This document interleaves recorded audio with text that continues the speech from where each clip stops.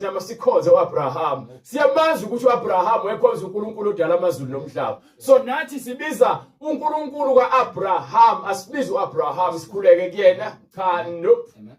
Sebenza lonto yaba usiko kubantu. Njengoba namhlanje abantu besakholwa ukuthi ke abantu abangasekho bayaphila. Uthi uNkulunkulu mina nguNkulunkulu kaAbraham, kaIsaka noJakobe. Abantu laba abakholwa kuNkulunkulu ngokupheleleyo baze bafa. Azange baphume endleleni. So bayaphila ngokuba ngeBhayibheli bayavela ukuba bayaphila. Bese kuvela futhi ukuthi nabafile bengakholwa basesihogweni. Bonke njengoba kuvela kwincwadi yaLuka ukuthi vele isicebi nasaphele esihogweni lapho khona umlilo. Uma uthi unethemba wena lokuthi ke umuntu wakini ongasekho uyaphila.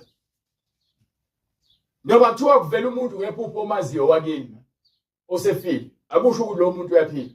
Maningi amaphupho engiba nawo ngiyaphupha